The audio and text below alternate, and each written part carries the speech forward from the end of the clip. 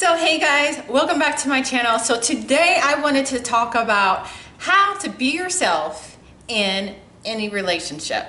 So welcome back to my channel. If you're new here, I invite you to subscribe to my channel. And if you're not new here, welcome back. I'm excited to have you. So today, like I said, I want to talk about how to be yourself in relationships. Because oftentimes in relationships, we often lose ourselves, or sometimes we can be desperate. And by desperate, I mean we are so codependent on the other person. And that's not a good look, because when you're codependent on the other person, you look desperate to the other person. And honestly, it's a big turnoff to a lot of people. So how can you be yourself in a relationship? So one strategy to maintain yourself and to be yourself in a relationship is to meditate. Meditate and go within is a great way to maintain who you are in any relationship. So this means spending time with yourself, or sometimes even just going out into nature and being by yourself and connecting with nature.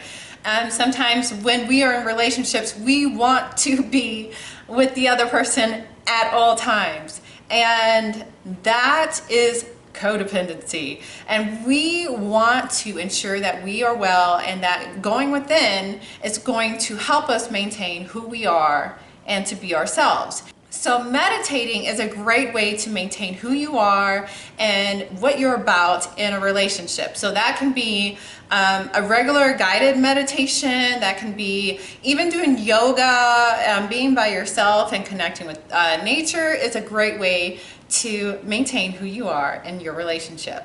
So another way to maintain who you are in a relationship and not to seem desperate is to have an opinion of your own.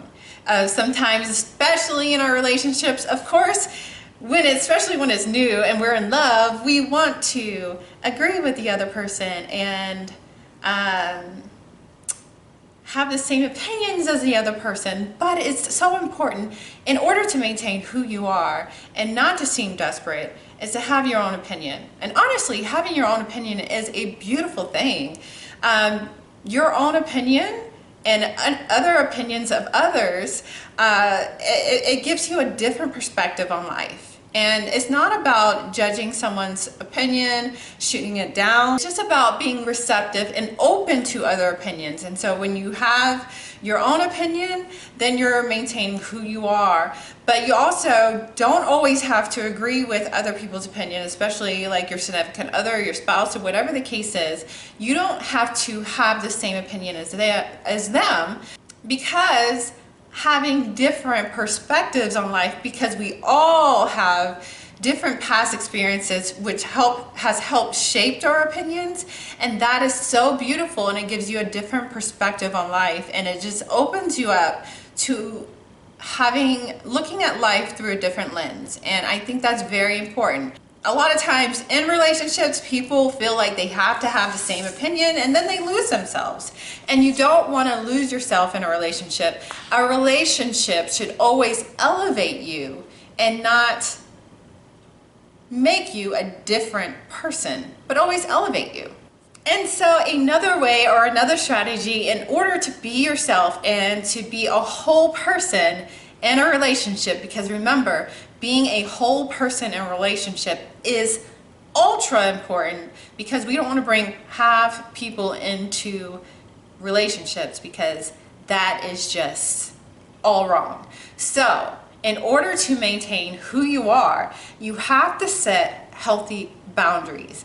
Boundaries are so important in maintaining who you are, because boundaries help us feel safe, help us feel secure. They help us feel validated and heard.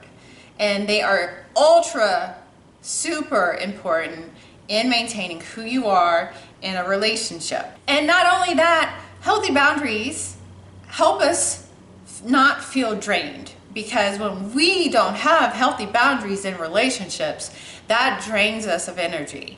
And then, of course, you are not going to be your best self when you're drained of energy. And so maintaining and setting healthy boundaries is a great way to maintain who you are, to be yourself in a relationship.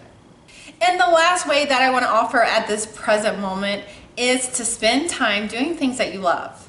Sometimes we want to be with the other person, especially in relationships. We always want to be with the other person. We want to see them happy, which is a great thing. But sometimes we're not doing the things that feed our soul, that make us happy. And being that we want to be ourselves, doing things that feed our souls, that feed us, is so important for us to do. So spending time doing things that you love, that feed you, that give you energy, is a great way to maintain who you are in a relationship. So I hope you found these helpful. I think that being ourselves in a relationship is so important. Why? Because desperation is not good in any kind of relationship. Sometimes we get in a relationship, we just want to see the other person happy, that we lose ourselves, that we give off a desperate vibe, and it's not appealing to the other person, because a healthy relationship is two whole parts coming together. So you have to be whole as well. So doing things that give you energy, doing things and avoiding things that drain you from energy so you maintain your wholeness is so important in being yourself and being a whole person for your relationship. So I hope you found these helpful. If you like this video, give it a thumbs up, and until next time, I will check you in the next video. Peace.